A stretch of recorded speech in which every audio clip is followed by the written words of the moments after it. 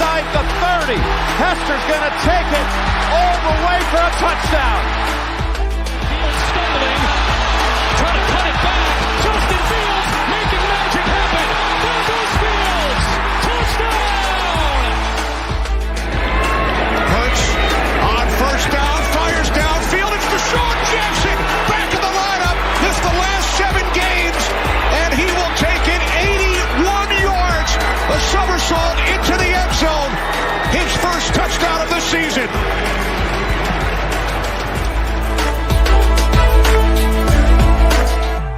You're listening to The Pigskin Project, the world's #1 football podcast.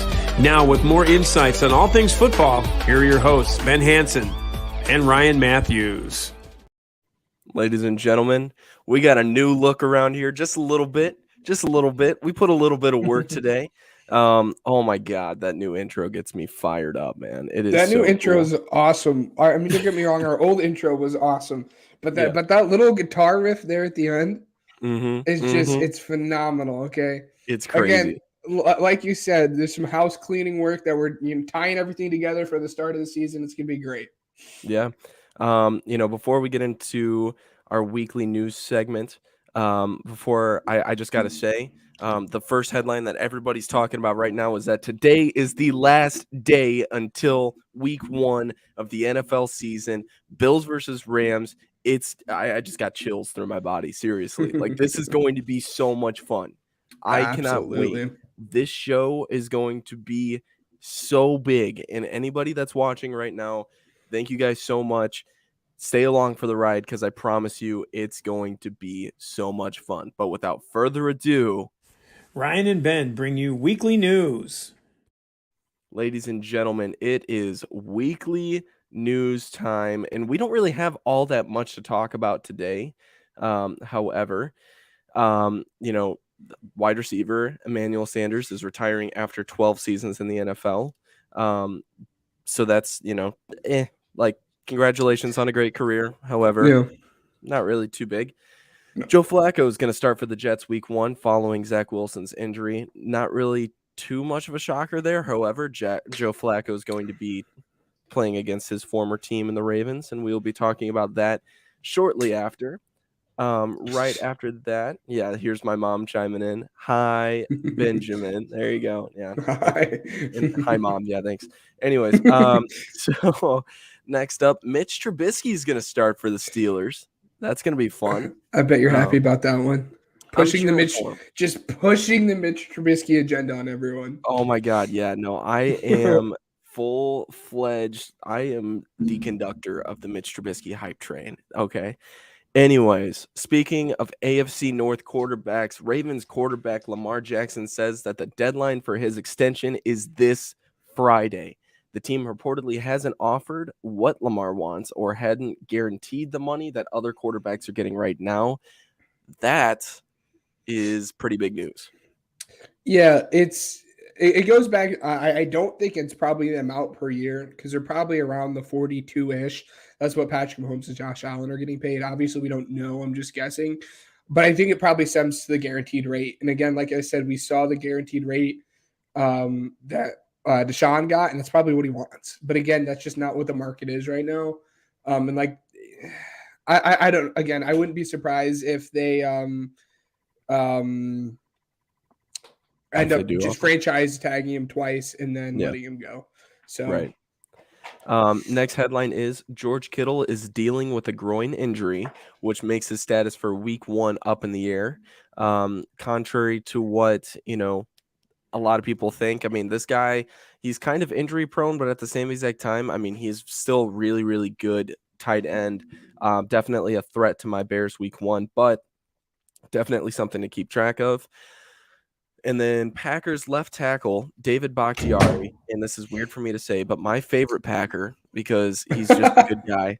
Yes. But Packers left tackle David Bakhtiari is on track to start week 1 versus Minnesota. It's good to see him back on the field.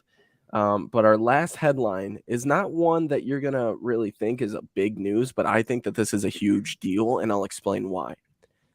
So the Rams tackle Rob Havenstein has agreed to a 3-year extension with the Rams. Yep. And do you know what the scary part about that is? What? This clears the Rams cap space for 2022, leaving them with around $285 million to play with next offseason, which is about $20 million ahead of the Bills. That's number 2, and close to double what my Chicago Bears have at $144 million. Which is crazy to just say. I mean, a lot of that is probably going to go towards re-signing, players that they already have on the roster. But it's crazy to think about that because when you think of the Rams and when you think of the Bills, which is 2 teams we'll get into later in this episode, are 2 Super Bowl contenders, 2 guys that we could realistically see both winning the Super Bowl this year. And to say that these teams have over $200+ million to play with this offseason is absolutely crazy. And then another signing outside of that, in terms of the Rams, is the Dawson Knox contract, which I think that's 4 years, $54 million, which is, you love to see it. I think that's a little bit more than probably what he would have gotten. I don't think he's deserves to be quite in that range just yet. But again, this offense is potent, so it'll be fun to see how he does. But that's a nice contract for him.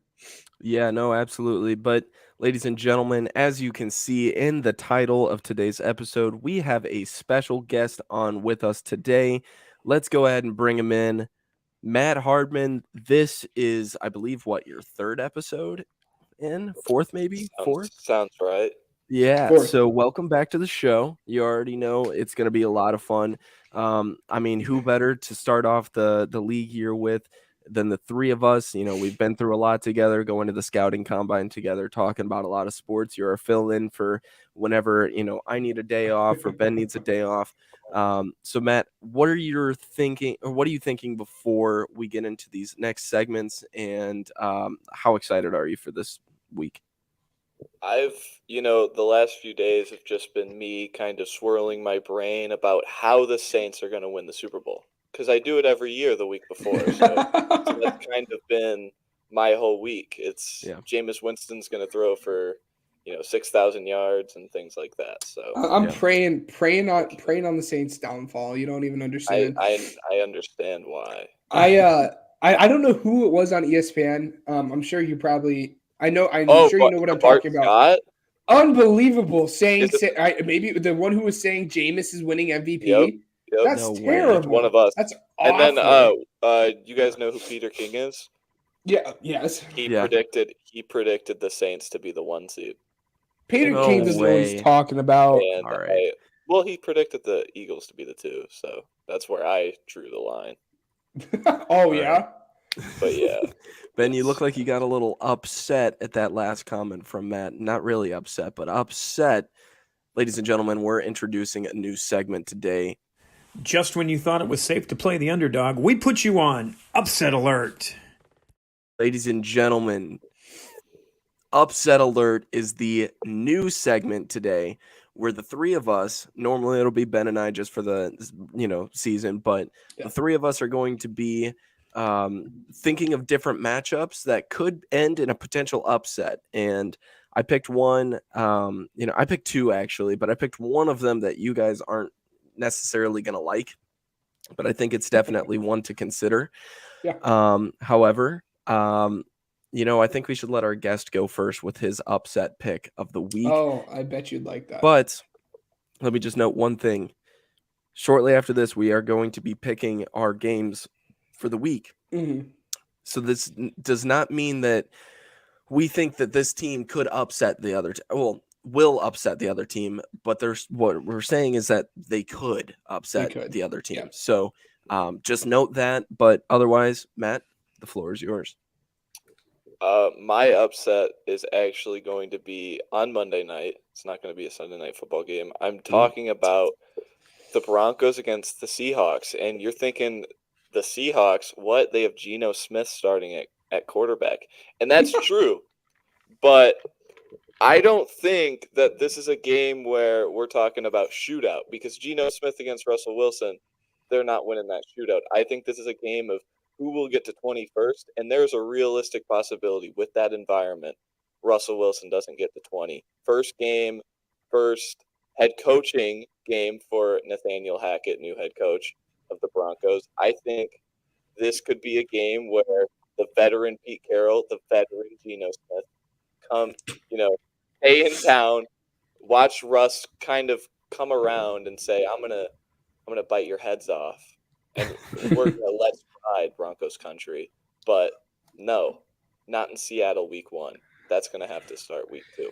Ben? I will say the interesting thing. I mean, I can't quite get there with you. I just think this Broncos roster is talented. I do think by the end of the year, their win-loss record probably won't show how talented they actually were. But I do think one thing towards your favor is that Nathaniel Hackett thing. I remember when they made that signing, me and Ryan both were like, what the hell is going on here? So I will say Nathaniel Hackett as their head coach is a little bit concerning, but I just can't quite get there. So, Ben, what was your pick for the week? I will say going through the schedule, there weren't any ones that I particularly liked because all the good games like the Bills and Rams, neither of those would be an upset. But then all the bad teams are playing some pretty good teams this week. I'm going to go with 2 bottom-ish tier teams. And I don't know if people would quite consider this an upset, but I'm going with the Jaguars over the Commanders. I think they upgraded the head coach. Obviously, they actually have a real head coach in their for their team now in Doug Peterson. And I think we can hopefully see that step this year in Trevor Lawrence. We kind of saw that in the last 2 or 3 games of the season. They upgraded his weapons around him.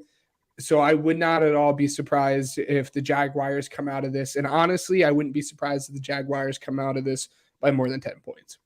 Yeah, no, I was thinking about picking that one too. I'll be completely honest with you. I could see it. The Jaguars made those strides and everything in the offseason. It's honestly, it's one of those toss-up games. So I don't know if it would, if I would personally call it an upset, but more so I can understand where you're coming from because the Commanders look better on paper than the Jaguars do. So I totally get that, but there's a lot of potential in that game, and I'm going to be watching that one for sure. But I'm really looking forward to talking about this one with you guys. So you got to go with Bears and Niners. Bears and Niners. Here's the thing, and we'll talk about it as well. I think that, I have gone to Bears training camp. Okay. I bought the NFL Plus subscription and everything. I've watched the film and everything. What they are doing in Chicago is beyond what anybody is thinking right now. They're scheming Justin Fields the way that he should have been schemed last year. He is getting those repetitions with the ones and everything to the point to where he can grow the chemistry that's needed to be able to take this team to the next level. Maybe not this team, but the Bears to the next level. If you want your starting guy to be good, your starting guy has to know who he's working with. And last year, he didn't have that. Now he has a competent coaching staff that's actually scheming him on those, those scramble routes to the outside and everything. The wide receivers, although they don't necessarily look good on paper, this team is very much a young team that's very unproven. And Ben, me and you have talked about how it's so unfair to rank young, unproven talent just yet off the board. So that's why I think they're ranked so low. But without further ado, I'd like to hand it to somebody else just to get the floor. So and I know where Matt stands in this. I don't know if he lagged out. Oh, okay, yeah, you're still there. Nice. I know where Matt stands on this. It's just so hard for me to get behind it. I think it's by far and away the worst receiving core in the entire league. I mean, I don't even think it's close. I mean, please, I would graciously love for you to tell me another team. The Falcons. Drake London's better than anything you guys have. That's young, unproven talent. That's not fair to say. All right, maybe the Falcons, and that's it. But yeah, again, that's not maybe. Maybe the Falcons, and that's not saying much, is it? What about the Packers? I think the Packers are on par. I don't think you guys are better than them. It's at least comparable. So if you're going to put Alan Lazard, if you're going to put literally any of the Packers receivers over Darnell Mooney, I'm going to go over there and I'm going to slap you in the face. It's Darnell Mooney, but my thing is it's Darnell Mooney and then all the Packers wide receivers and then all the Bears wide receivers. So I would take the Packers wide receiver core over your guys's. And then you got to include Robert Tonyan. I like Robert Tonyan more than I like Cole Kmet. Yeah. But that's besides. I think you guys have arguably the worst wide receiver core in the entire league, maybe in front of the Falcons. Privilege. But again, that's not saying much. Eagles fan. It's not even though. I mean, again, you named one team that we could for sure agree upon, and then your guys' offensive line is arguably the worst offensive line in the league as well. Here's again, I obviously at bottom 5, I think we can agree upon, and that's not a great success. A new quarterback, a young QB. One of the worst offensive lines in the entire league, and one of the worst wide receiving cores in the entire league. Really quick, let me say one last thing because I didn't really explain why the 49ers could lose this game. I explained why the Bears could win this game, but what makes the 49ers weak in my eyes? And I think Trey Lance, having not thrown 400 passes since high school, is a downside for sure. Also, a clear red flag when they restructured Jimmy Garoppolo's contract. That was a pure, we're not really too sure about this guy either kind of card. That and, hey, if we're not going to get anything for you, we might as well get something out of you, and that could be playing time. So at the end of the day, is Trey Lance that guy? And the thing is, I believe that, whether or not it's been shown on the field, I think through the preseason, it's been evident that the Bears have upgraded their defense as far as the secondary goes. Jaquan Brisker and Kyler Gordon has looked insane. And then you match that with a, defensive end that got, 17.5 sacks last season. And then you also put, I think Al-Qadim Muhammad is actually starting at the other end, surprisingly, over Travis Gibson. But I think that they could, switch out with reps. You match that with that, I think that it's definitely a recipe for, maybe just a downside rookie, or not rookie debut, but debut for Trey Lance. And even though you have star power in Deebo Samuel, even though you have star power in Elijah Mitchell and potentially George Kittle if he's healthy, still spells disaster if you can't get those guys the ball. Yeah, I have something to say, but Matt, I'll let you jump in here real quick. Yeah, I mean, like Ryan took the words out of my mouth. I've watched a lot of Trey Lance this preseason, and he doesn't know what touch is on the ball yet. He knows fastball, and that's it. He throws the ball hard, and that works on 50-yard deep crossers down the field. But those aren't the guys around aren't those kind of guys. You know what I'm saying? Like. Yeah. Deebo Samuel is a get the ball in my hands kind of guy. Brandon Ayuk, kind of the same thing. And George Kittle kind of works primarily in the intermediate side of the field. So, yeah, I think it's if the Bears can, get some wonky pressure, and go to town against whoever the right tackle is. If it's Mike McGlinchey, I saw he had a little tweaked knee. But, and my other thing is like, Ben was talking about the O-line for the Bears. I look at the interior of the 49ers, and there's a lot of Lincoln Thomas hurt. There's a lot of disaster. Lincoln Tomlinson gone. Yeah. Alex Mack retires late. And then the right guard has never been. I think it was Aaron Banks last year, who was an overdraft tackle at Notre Dame. So there's still like that interior. It spells disaster. It's the first game of the year. We don't know anything about any team. And all we've talked about all season is about how bad the Bears are. Watched them in preseason. Justin Fields is working well in structure. They look like a grown-up offense. And the receivers, yes, separation-wise, they're one of the worst receiving corps in the NFL. I will fight that. But from a run-blocking standpoint, they give effort. And there is something. Stop it. That they're not. No. That okay. I understand what you're saying. I understand what you're saying here, but that defense is absolutely like. Hey, could you name me the defensive tackles for the Bears outside of Watts? Justin Jones. He just started. I'm not talking to you, buddy. Okay. Do you?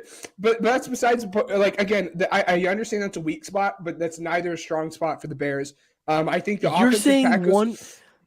Yeah, like I don't think that's a strong. You cannot say that's a strong spot for the Bears. The defense, the defensive tackle.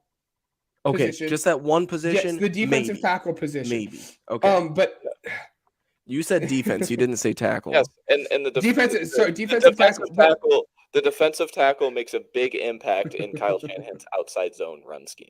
Yes, I understand that, but again, I think you look, if you just go down the board and we look at the matchups here, I really don't think when we're looking at right tackle, Trent Williams arguably the best right tackle, literally the entire league.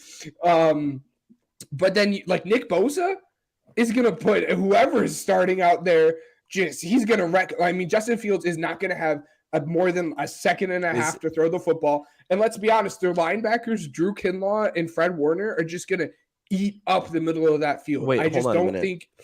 Quick question, just because I genuinely don't know. Bosa, does he start on the left or right side of the line?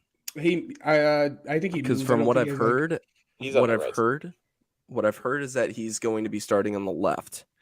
Mm-hmm. And the thing is, Braxton Jones, although he's a rookie, has done extremely. Braxton Jones starting? He's starting, and he's been a beast. Me. He's been a beast in the preseason for us. I'm not saying that I like the matchup, but I will say is I'm looking forward to seeing how he does against Nick Bosa because he's done fantastic.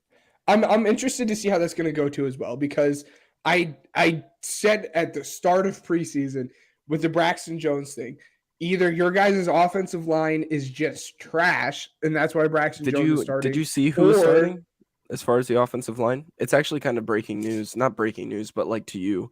Yeah, well, just as far as Braxton Jones, I have to go back there. I have to listen to find it. But I said either Braxton Jones is starting because your guys' offensive line is trash, or he's taking this big leap. Because, I mean, that's the reason you draft Braxton Jones. We talked about him. He's a super athletic. He's big. He could be something, but again, I don't think he'll ever get to the point that Jordan Mailata was at, but I mean, that's what it is. That's a major Again, comparison. I don't think that's what I'm saying. I don't think he'll ever get to that point, but I'm just saying potential wise, as someone who's going to come in, he has to develop. He can't come in and start right away. And you didn't draft him in the 4th round because he was stable, in the 5th round because he was stable. And that when it comes to 5th, 6th round picks, that's what it is. This guy either is like super stable and you know what he is, or he has potential, and Braxton Jones is that potential. So it'll be interesting. Maybe he's starting because the Bears have seen this crazy step that we haven't seen, but it scares me. I don't think Justin Fields is going to have the time. I think we go back and forth. I really think the only spot that you can say the Bears are better is cornerback and quarterback. Here's the thing. Why it's upset alert. I get that. Yeah. But Here's what I wanna tell you too, because we haven't talked about the offensive line. Well, we haven't talked about who's starting for the offensive line, and I just personally want to give you an update just because I think it's somewhat interesting. Braxton Jones at left tackle, Cody Whitehair at left guard, Lucas Patrick at center. Rough veteran, not going to be long term. I'm fine with that. Knows the system. Tevin Jenkins, right guard. And then Larry Borum, right tackle. Right side. Larry Borum, who you trashed on, by the way. Dude, that poor guy. I'm rooting for him now. But that poor guy. But anyways, so it's just, I mean, it's interesting. It's definitely a point that you want to look at because, I mean, look at Tevin Jenkins. He went from he's not going to fit in our system. He's throwing a fit. He's not wanting to go to practice. We're going to trade him to, wow, he's doing really good at right guard in our system right now. We're going to move him all the way up to starter after starting in the 3rd team offense when we went and saw them with the Chiefs. You remember that, Ben? Me and you were both looking down on it. And we were like, this is crazy. He's third team. And what is he doing? And he wasn't even tackle. He was guard. He was a guard. Right guard. So I guess they were just testing the waters there, and it turns out they really liked it. Anyways, this next game is what I really think that you guys are going to hate me for. Cardinals versus Chiefs. I don't hate it. I think the Cardinals could upset the Chiefs week 1. And a lot of people are going to hate that pick because they just love the Chiefs for some reason. The Chiefs got worse this year, man. They got worse. And the thing is, it's so ridiculous to the point to where I understand that they're like a good team. Like they are definitely better than the Bears, and they are without a doubt a playoff team. But it's more so are they a weakness in their division compared to other. And so not only that, I know that Ben, you think very strong things about the Cardinals. Yeah, it has nothing to do with the Chiefs. It doesn't. It's just the Cardinals. Yeah. My thing is Kyler Murray, a couple red flags popped up on the offseason. Okay. That defense is still good. Yeah. And not only that, who knows what Marquise Brown and Kyler Murray can do on offense. And Zach Ertz is still a factor. Absolutely. And they also drafted Trey McBride. Maybe we see a little action out of him. Not saying it's going to happen. That's what this whole segment's for. Yeah, exactly. But what I'm saying is, I like it. It's an upset. Being as unbiased as possible when it comes to my hatred for the Cardinals and how well I don't think they're going to do this year. When it just comes to their cornerbacks, I will say this is a fine matchup because when you talk about the weak spot of the Chiefs, you talk about it being their wide receiver core outside of Juju. Yeah. And when you talk about the Cardinals, could you name their outside starting cornerback not named Patrick Peterson? I could not. So and that's what I'm saying. So the Cardinals cornerback is Patrick Peterson's been on the Vikings for 2 years. Yeah, I was gonna say. Oh shoot, sorry. I don't know why. I don't know why. Well, there you go. I'm. It's just that kind of day. Like right? point proven. I get the point. Point proven. But that's what I'm saying. Like, can you think of their outside cornerbacks? All right, outside of Byron Murphy, I forgot he was even there. But it's just so the Cardinals' really weak point is that, but it turns to not really be a factor because the Chiefs don't have really wide receivers. So I can see this happening. I just can't get on it because of the Cardinals. I will say we just got a comment for fantasy. Should we answer it? I think we should answer it. Oh my God, we'll answer it right now. But yeah, okay. So this guy says, "Who should I start at flex and fantasy? Jahan Dotson or AJ Dillon?" AJ Dillon for sure. Yeah, absolutely. They're running it. They're lining up their running backs in the slot. Do AJ Dillon?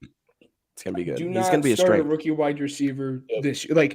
As far as rookies, you don't want to start him week one. You want to wait to see, and maybe Dotson can prove to be something. But you don't want to start any rookie wide receivers week. I wouldn't even start any rookies not named Dameon Pierce outside of week one. So, ladies and gents, we have our next segment coming up here. You think you know football? Well, prove it. This is Pigskin Pick'em. Here we go. It's our first week of Pigskin Pick'em, and let me explain how this is going to work, and then I'll remind everybody at the end of it as well. We're going through every single game through the week one slate, and the way that it's going to work is I'm going to give my point prediction, Ben's going to give his point prediction, and Matt's going to give his point prediction, and then at the end of it all, we're going to go through wins and losses as far as, hey, I picked the Bills to win, and Ben picked the Rams to win. Let's say the Bills win this Thursday.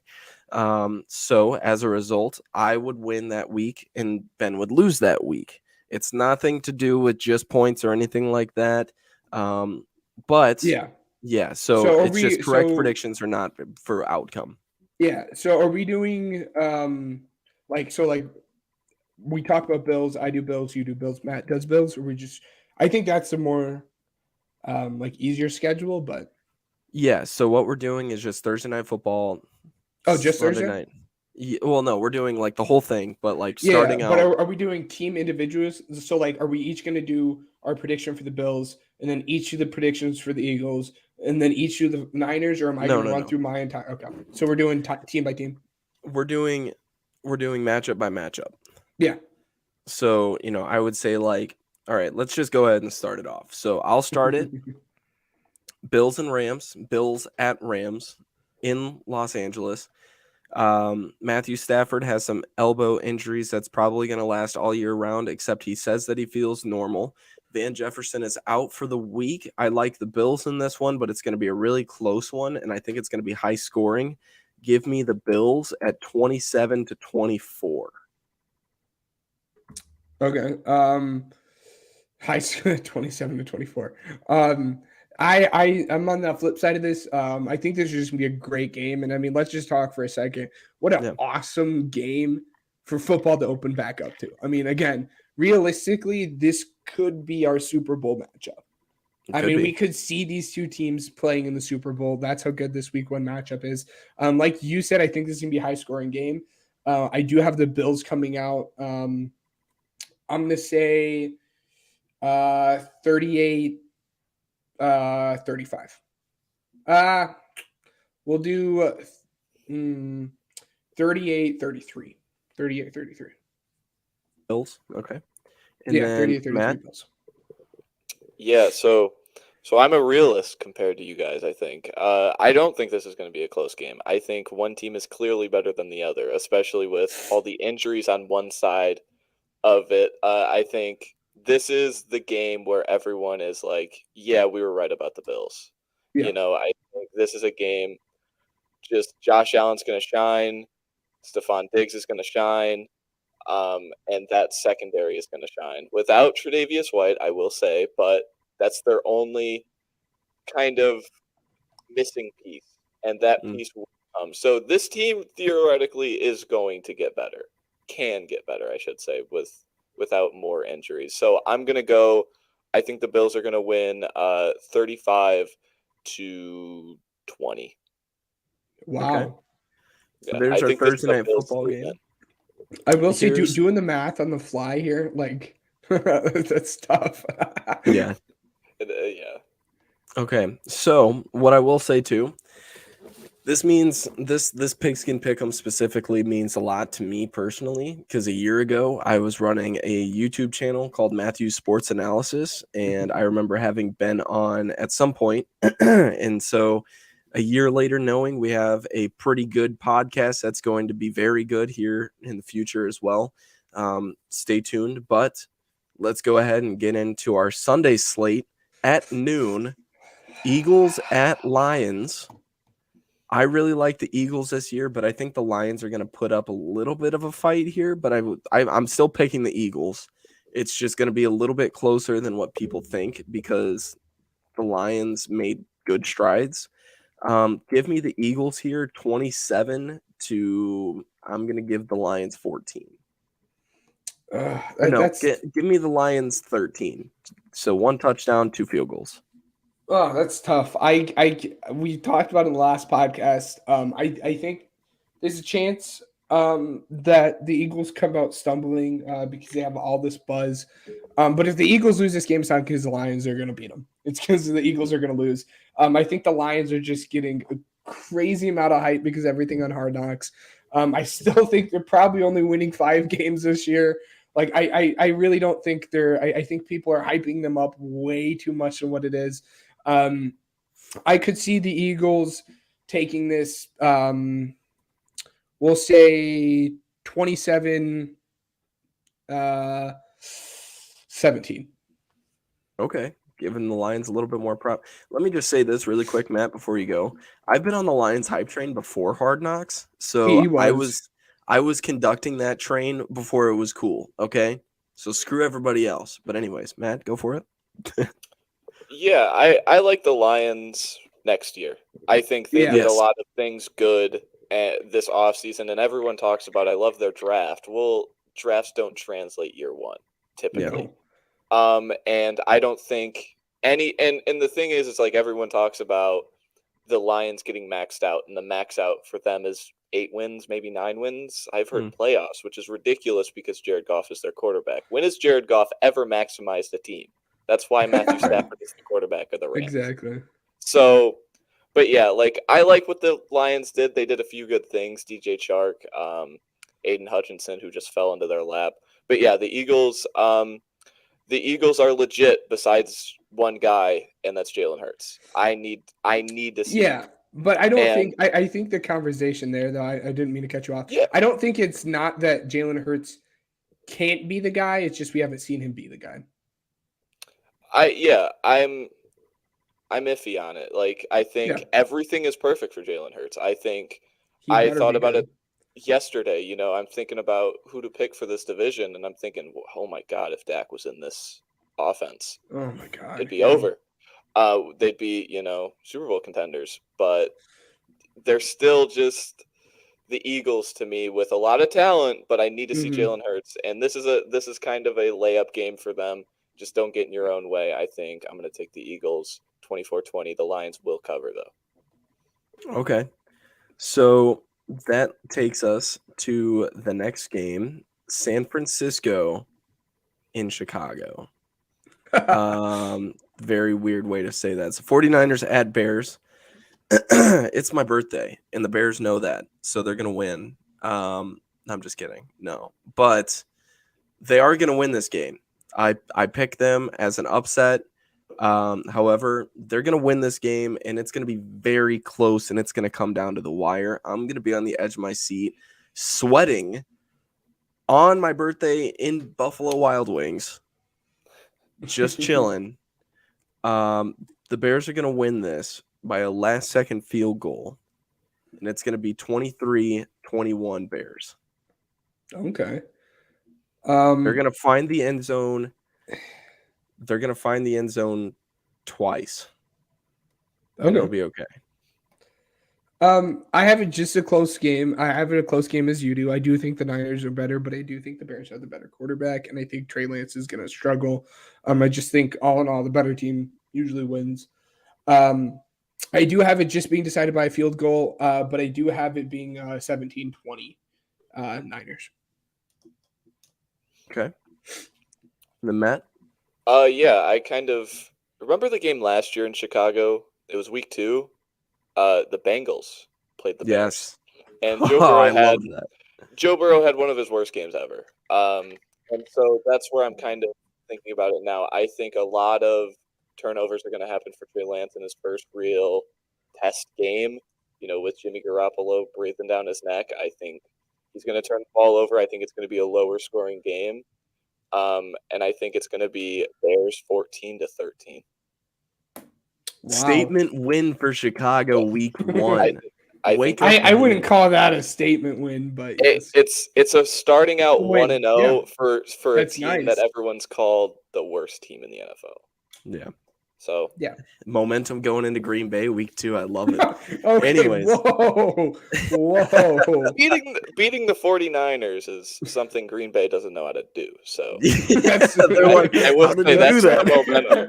That's the momentum. Oh man, I love it. All right, so next up in the AFC North matchup, the Steelers are going to Cincinnati. I really like the Bengals. I think the Steelers could potentially take the upset. I love the Steelers wide receiver room. I got to say that. I would almost bump down Chase Claypool to wide receiver 3. You have to at this point. But the thing is, I really like the Bengals and the improvements that they've made on offense and defense. Eli Apple's still a problem, but it won't be a problem this week. Give me the Bengals. And I have this a relatively low scoring game as well. Give me Bengals 23-17. Really, I'm going to be honest. And I could be. I feel like I'm forgetting someone here. But I think the Bengals. I think this could be an upset alert. I just think the Bengals offense is crazy, and really anyone outside of Minka and TJ Watt, I'm not too concerned about, which is crazy to say you're not concerned about that. And it's hard to breeze over that statement, but I think Joe Burrow is just going to have his way in this passing offense. I think I wouldn't be surprised if he puts up 300 yards and, 4 touchdowns. That being said, I'm going to have them do 27-20 Bengals. All right. Yeah, I'm also going to ride with the Bengals here, I think. The only thing that I'm a little concerned about is the Jesse Bates situation, but it seems like he's going to play this year, and then kind of over the course of time, Daxton Hill, their rookie, is going to transition into that overhang safety. Love to see it. And the thing about the Bengals defense is it didn't get better, it stayed the same, and in the NFL it kind of is. If you stayed the same, you got worse. Yeah. So, but yeah, they're facing Mitchell Trubisky. The last time we saw him play football was 2020. Did he play in 2021? I mean, he came in relief for Josh Allen to hand the Josh ball up Allen, times, yeah. but that was it. That was But yeah, I'm gonna take the Bengals. I think the Bengals are gonna win 24-10 at home. All right. DeMarvin Here we Leal go. breakout game against the Bengals offensive line. It's an All-American last year. All right, here we go. So the Patriots going to Miami to take on the Dolphins. This is Tua Tagovailoa and Tyreek Hill debut game. I have the Dolphins torching the Bill Belichick run Patriots. I'm going to have them scoring, I hate saying this, 33 points to the Patriots 17. Wow. Not even 17. Give them 13. Screw Yeah, the Patriots. That's what I'm looking at for the Patriots. I'm honestly going to go – I'm probably going to go 24-13 is what I'm thinking here. I just as we've covered on this podcast, I don't really have any confidence in what's going on down there in Foxborough, or I guess up there in Foxborough. And I mean, Bill Belichick, is Bill Belichick. I mean, arguably the greatest coach of all time. But it just all things from that camp just is sounding an alarm. So yeah, I'm going to say 24-13 Dolphins. But okay. Tua needs to show me something. This is his wake-up game, man. I Make or hope break. so.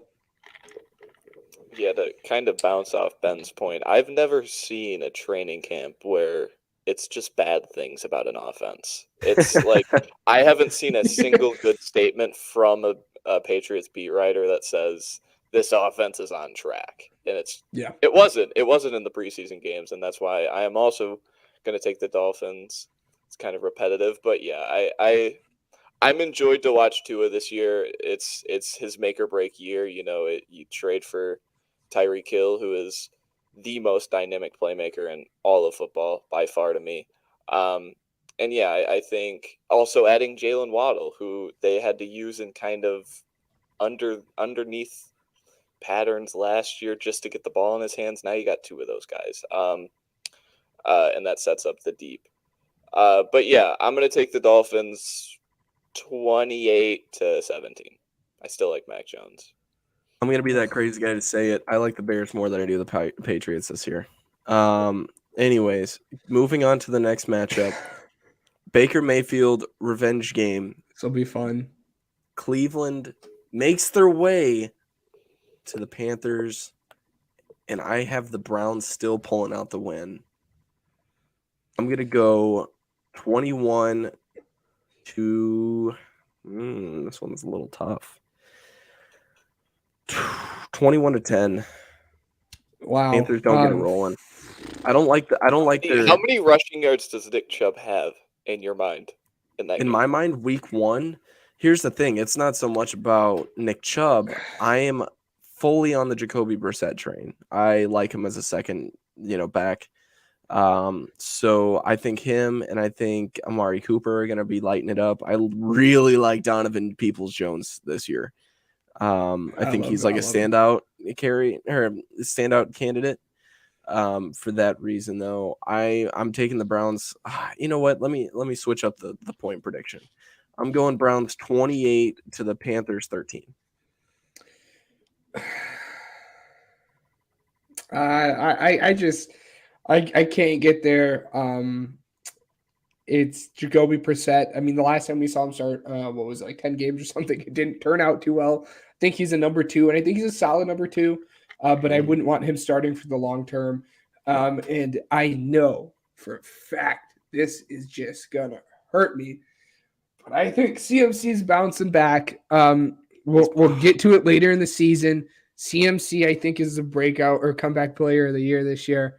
But I really think this is going to be a low scoring game. Like if it ended up, we're going to say the Panthers. I think this is going to be low. People aren't going to like this. I wouldn't at all be surprised if we saw like a 10-17 Panthers game. Okay. Then Matt? Yeah, I think I hate to say it, but I like a lot of the things the Panthers did this offseason. And it's just, Jacoby Brissett. I am not in the same camp as you, Ryan.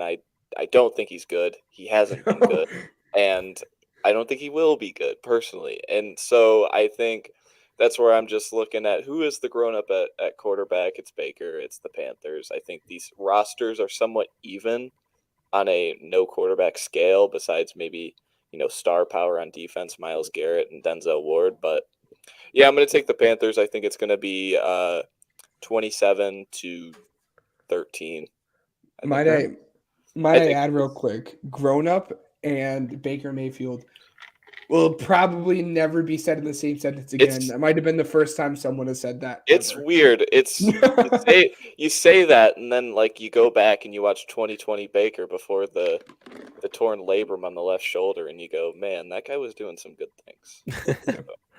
All right, so next up, the Colts are going to the Texans in what I think is going to be a very strong start to the Matt Ryan era for Indianapolis. Something is just screaming out 27. I don't know if it's me or if, the gods are just shining down on me for the football gods. I think it's going 27-13, and that's a generous 13, Indianapolis. Yeah, I'm right there with you. I mean, maybe Davis Mills will surprise us. No. But I just I can't get there right now. I need to see something from him. And I think the Colts had a sneakily good offseason this year. I think the Colts take this pretty handedly. Yeah, I'm gonna go 24-10. Okay, Matt. Yeah, so I was thinking about this the other day, that statement, I got to see more from Davis Mills. What do you have to theoretically see from Davis Mills this year to say we don't take Bryce Young or CJ Stroud next year? There's really nothing I can think of. If they're a top 3 pick and one of those guys is on the board, it doesn't matter. A single-digit interception game. I disagree. I need to see. I need to see. Again, I don't think he has a lot of weapons. I mean, unless you are a big Nico Collins kind of guy. It's a lot of young guys. So yeah, it's a lot of young guys. It's just I think if he can show that he can control the offense and he takes that step forward, I don't think a Lovie Smith offense is a quarterback-friendly offense. Still love Lovie.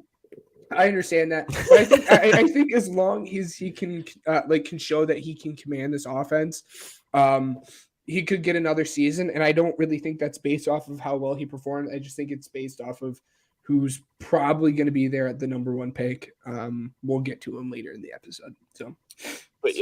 I just looked it up, and their OC is Pep Hamilton. That's what which we love to see. I'm a big Pep Hamilton guy. Yes. So he's really good with quarterback development. It's another year with Davis Mills. I liked what I saw from Davis Mills in big games last year, watching the Chargers game and the Patriots game. But I had that question. Onto the Colts. I'm kind of steering off track. But the Colts, Matt Ryan, am I the only person who isn't really this is a major upgrade from Carson Wentz statistically? I've been saying that all season. That's fair. But it's still going to be the Jonathan Taylor show against Houston. This is a Colts win. It depends on how many times Jonathan Taylor needs to touch the ball, really, for me. I'm gonna take the Colts 27-23. I think the Texans will cover. I think the Texans are going to be that team this year. If you want teams to cover the spread, the Texans are going to do that this year because some of their spreads are going to be ridiculous. Some of their spreads are going to be ridiculous, which they're still talented. I'm just going to say that. Next up, the Saints. Matt's Saints are going to Atlanta to play the Falcons. Oh, boy, Matt. I think the Falcons, I like Marcus Mariota still. I really do. I'm a Marcus Mariota fan. I really do. Did you watch 2015 Heisman highlights or something? That's what it was. What is there to like about Marcus Mariota in 2022? He watched Marcus Mariota when he was wearing the 808 face mask. No. That's what did it. No.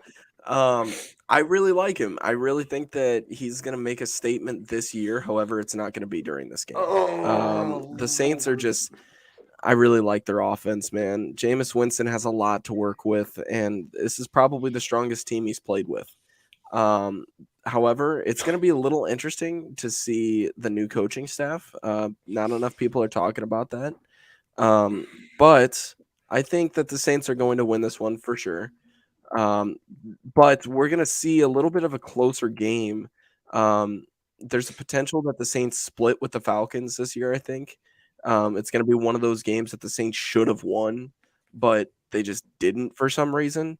It's going to be like, what? Like, those memes where it's like, wait a minute, the Falcons beat the Saints and the Saints beat the Buccaneers, so that means the Falcons better than the Buccaneers. That's how it's going to work, right? Saints are going to win this one, though, and it's going to be a little bit closer than what people think. I'm going 27-21 Saints. Wow. I can't get quite there, but I do agree. I think Sean Payton, I mean, obviously I don't have to tell you this, Matt. I mean, I think Sean Payton is kind of the glue who holds that roster together. I think you guys are going to have a fine season.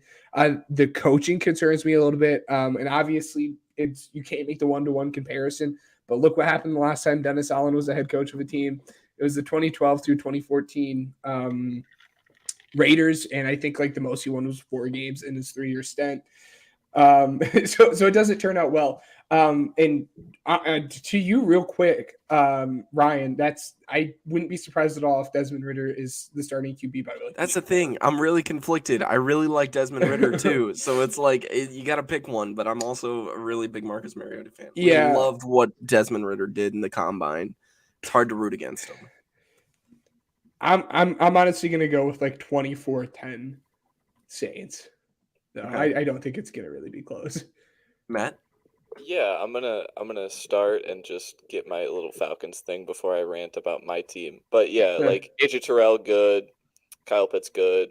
Drake London, good. There, that's over. So, but yeah, like the no, Saints, he's not. Cordero Patterson's still okay. Stop it. No, he's not.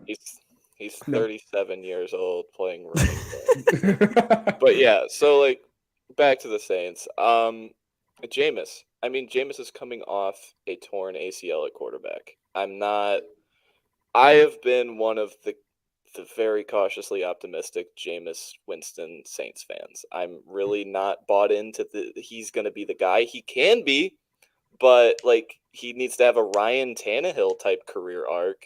And that's just odd to think about. Like that's my quarterback, but it's night and day looking at the weapons he had last year. You know, you have Alvin Kamara, who was in and out of the lineup. Mark Ingram was traded for halfway through the year. And Marquez Callaway was the wide receiver 1.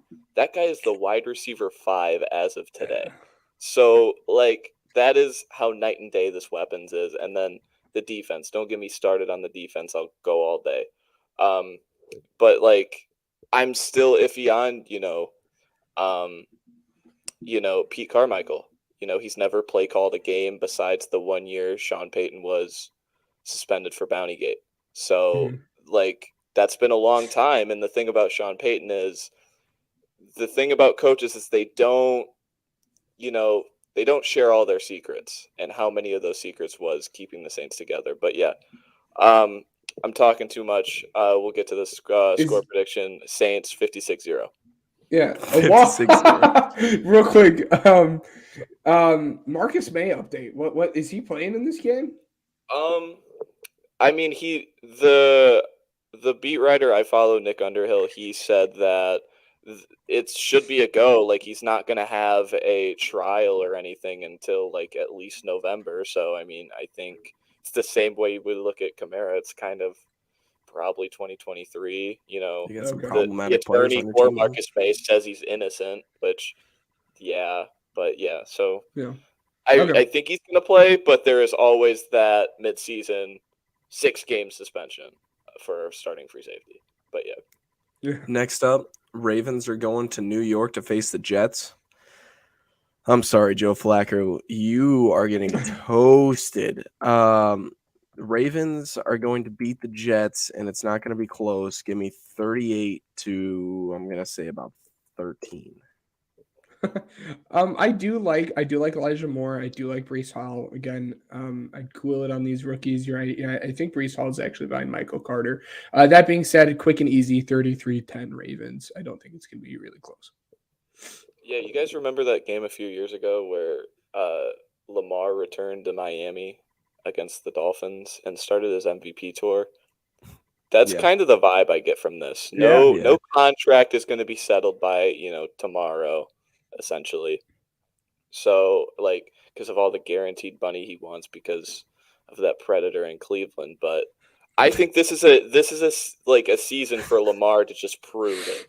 What he's proving, I want my money now, and he's going to get it, And I think starting off against the against the Jets on the road, bright lights of New York, he's going to go crazy. 38-10 Ravens. Joe Flacco will get a touchdown to start the game because he's still elite. All right. So next up, Jaguars going to Washington. That crappy field in Washington. I think it's not much better than the Bears field. Soldier was pretty held up. Hey, you know what? Screw you. Okay, it looked fine. It looked fine. We'll see how it is in December. None of them compare to the turf in New Orleans, though. Hey, or the turf in MetLife. We got new grass. It's okay. Don't worry about it. Bermuda grass. It's like the greatest thing. Yeah. Anyways, Jaguars going to face Washington. I really like their wide receiver core. Carson Wentz, though. Their running back room's good. It's a little bit of a shot in the dark, though. So too much there. Sorry about that. Anyways, I'm going. This is going to be a close game. Trevor Lawrence revenge season right now. Screw Urban Meyer season. I'm going Jaguars in a close one, 20-17. Yeah. And I'm gonna regret that too. Like I know that the Commanders are probably gonna win, but I also really like Travis Etienne and James Robinson. So like I can get, I'm going to be honest, I can get fully behind that. That's kind of where I'm at here too, which is a shame that we're kind of agreeing on these right now. But yeah, I mean, I don't really have to talk about you in depth about this one. I told you guys what I thought about it. I think the Jaguars come out on top here, 24-21. Okay, Matt. Yeah, I mean, the thing about Washington is like. I'm not a huge fan of Washington. I've seen the playoff possibilities for them, but going from Taylor Heineke to Carson Wentz, it doesn't look like a major upgrade, but it is. So I'm gonna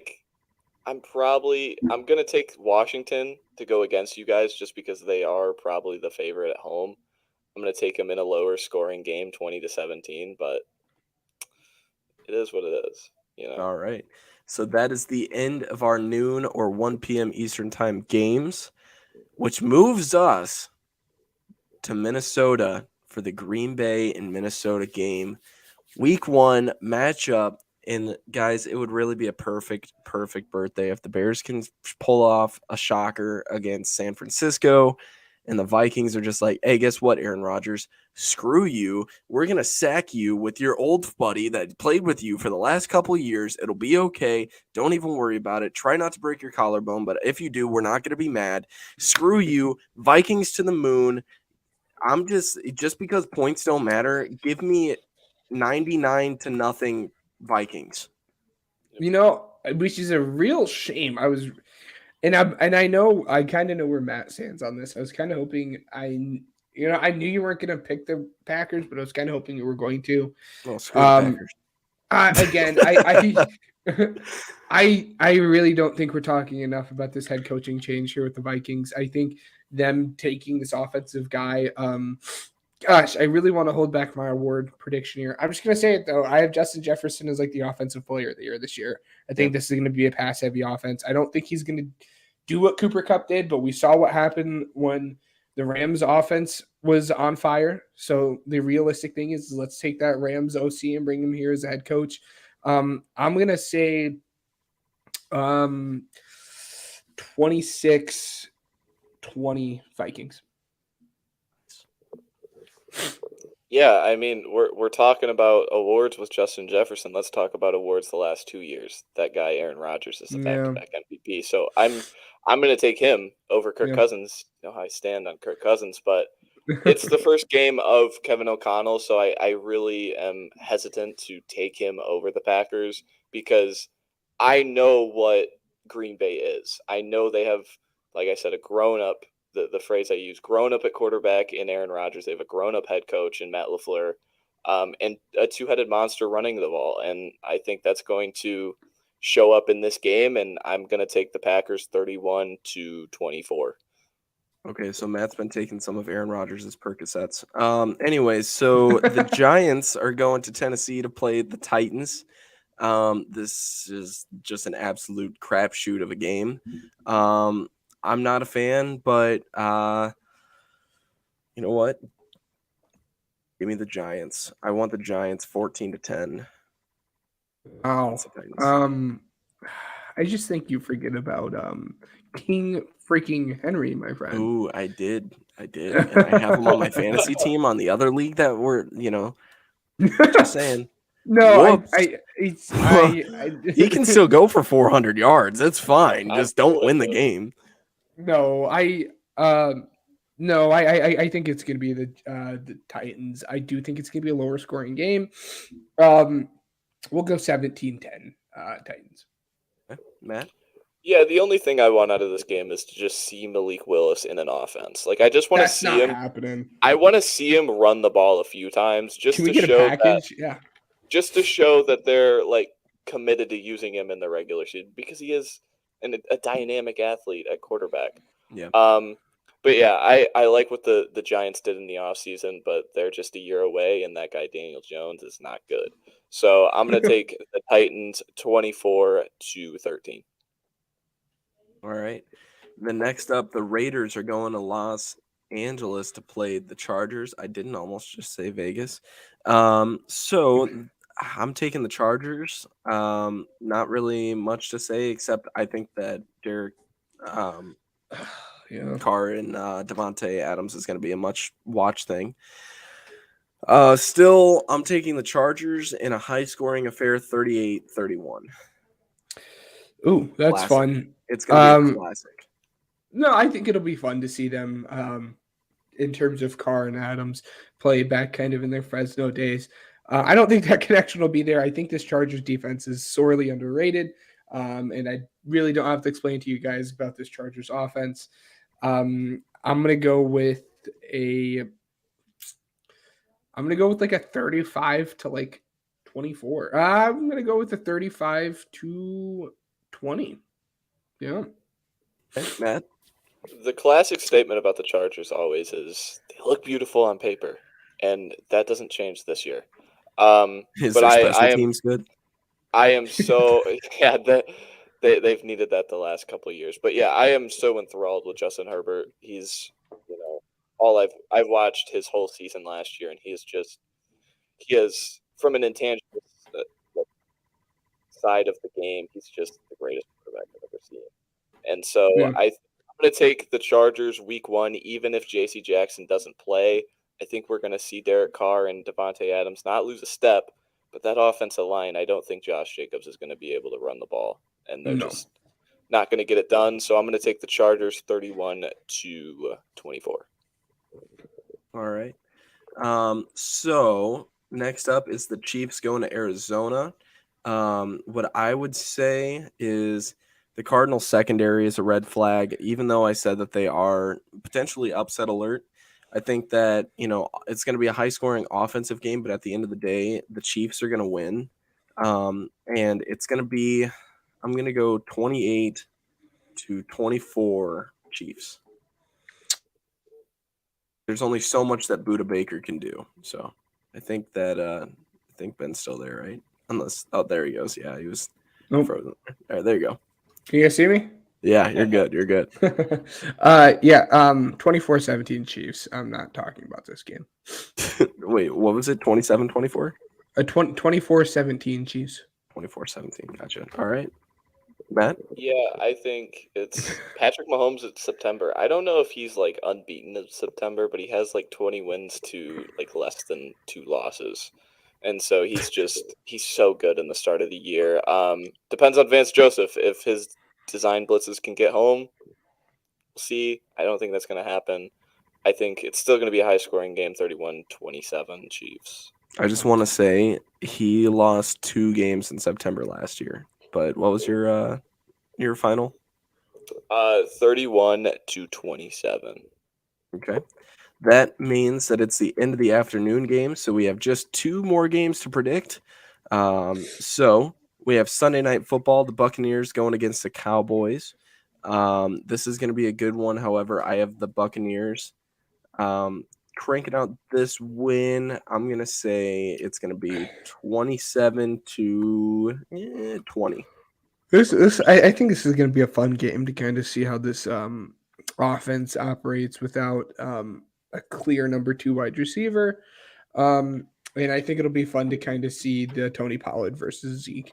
But I do think the Bucs are going to end up taking this one. I don't know if 30 is a reachable point, but we're going to go with 30. I don't know the math on how that works out. But yeah, we'll go with 30-24 Bucs. Okay. Matt? Yeah, so last year this game kicked off the NFL season on Thursday, and now it's kicking off Sunday, and it ended with a game-winning field goal by the home team, and I think that's going to happen again. I think Tom Brady's 45. Mm-hmm. He is going to fall off a cliff this year. I guarantee it. And so I'm taking the Dallas Cowboys. Max Kellerman. Mike McCarthy is going to have no Mike say in the offense or the defense because they have grown-ups, Kellen Moore and Dan Quinn, to handle that. And I think I'm going to go 24-22 Cowboys. For Mike McCarthy. Anyways, Broncos going to Seattle. I don't see this as being close. I don't understand how this could be a shocker. So as a result, I'm going Broncos. I'm only going to give them 27 points to the Seahawks 6. Okay. I'm with you with the 27 points of the Broncos winning. But again, I don't really think it's going to be close. I'm going to say 27-10. Broncos. Yeah, like I said earlier, it will be a chase to 20, and I think the Broncos are going to get there first. I think the Broncos are going to win 21-15. But I'm like, everyone's sleeping on Seattle. I don't think this is a good this is a solid. I don't want to say good. This is a solid roster outside of the quarterback. So I'm still taking the Broncos. Russell Wilson's gonna want to win at home, but oh Lord, don't sleep. Ladies and gentlemen, that'll do it for Pigskin Pick'em for this week. However, we still got a lot to do today. This is our, NFL kickoff show. So stick with it just a little bit longer as we get into. Pro football isn't the only game in town. Let's take a stroll to Ben's College Corner. Ladies and gentlemen, we have Matt and Ben here that are all-knowing scholars when it comes to college football. They're going to talk to us for a little bit here, and then after that, we'll get into some segment that I'm very excited for. No, arguably one of my favorite segments to do outside of like Weddle. I love talking about college football.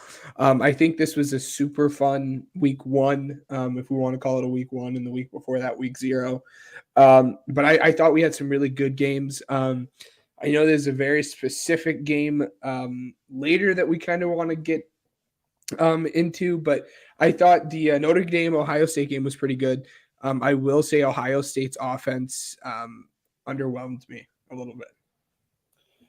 The thing about Ohio State is like I've heard it is like we know they can get into shootouts with you, but like this was the perfect game to win. Top 5 team at home winning with running the football and winning being more physical than the other team.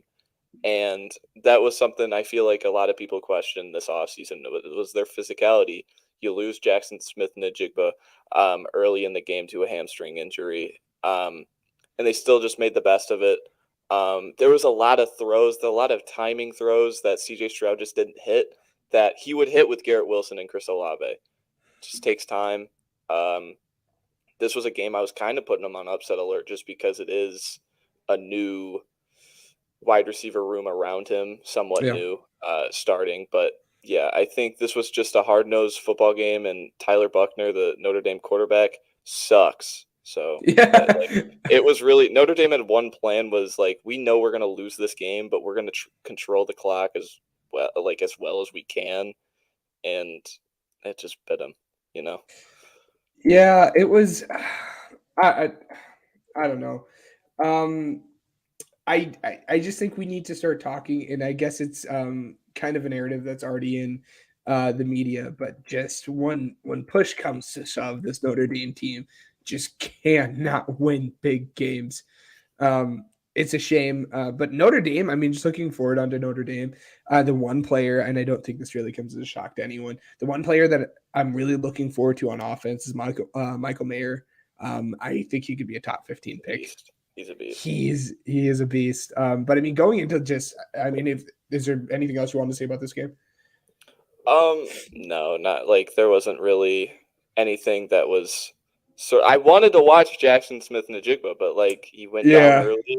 I've heard all the things about his, athletic concerns, and I wanted to see him be the best player on the football field, and he got hurt early, so it took me out of the game. I'll be honest. Yeah. But I mean, arguably one of the best games. Arguably one of the best quarterback performances as well. Was a Utah-Florida State game. I already said I wasn't as high on Utah as everyone else was. This game kind of showed it. But I mean, the big thing to come out of this game was Anthony Richardson.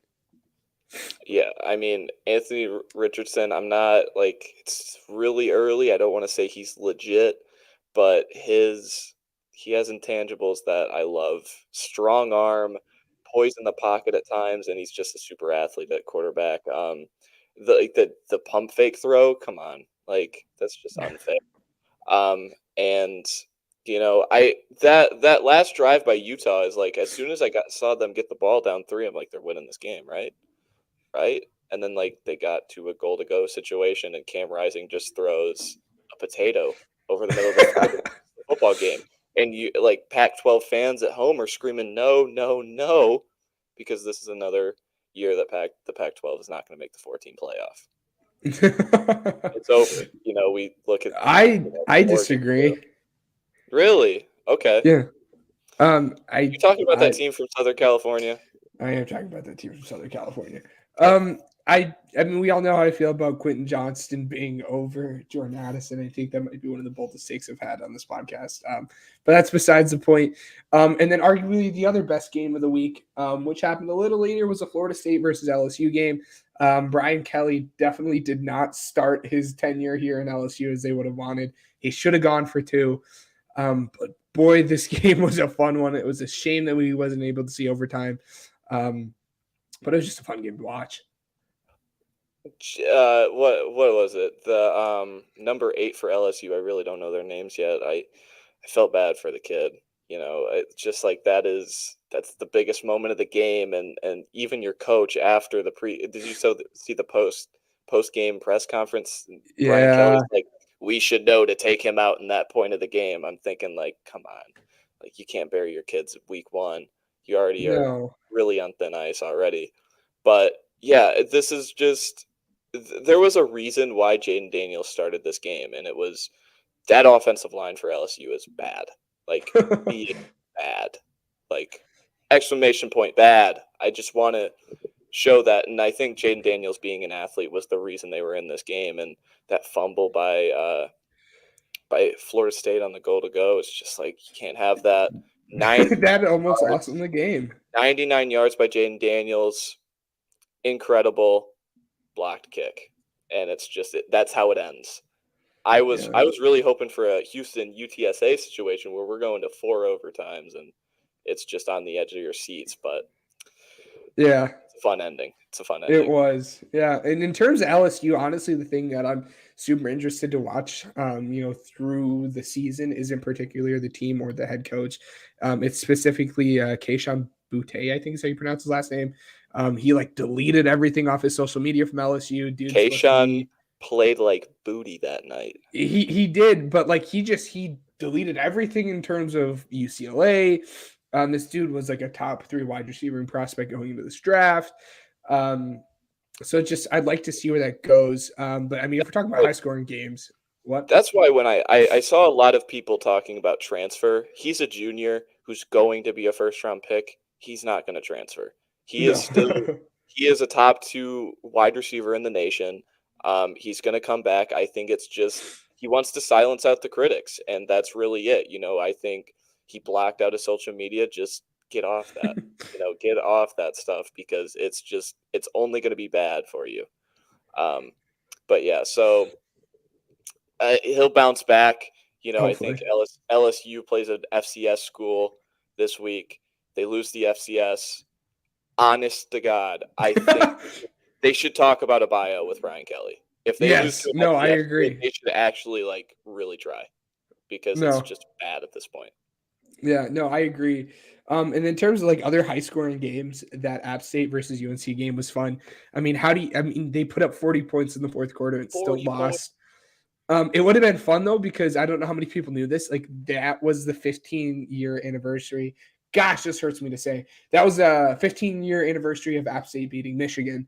So it really would have been fun to see App State upset UNC, but it was just a fun game. But I mean, the thing that I really enjoyed watching out of this game, this might be like a football guy of me, but was watching that onside kick and you're screaming down, go down.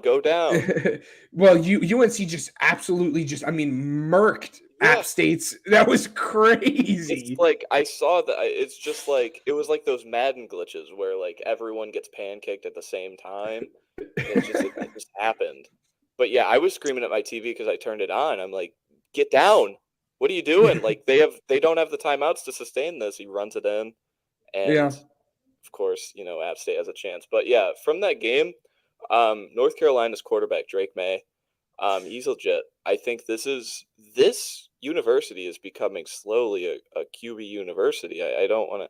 They're pumping out quarterbacks who are in the NFL, and Mac Brown is coach there. But yeah, like Mitchell Trubisky, Sam Howell now in the 5th round. But like Drake May, he's legit. He has some poise. Just keep going. I think he's a sophomore. So we'll see. That's all I can really say about him after week 1. But North Carolina, they struggled against Florida State A&M week 1, but Drake May looked good, I remember. But yeah. Yes. And then in terms of, again, there were the 2 players I want to talk about kind of having like this breakout performance.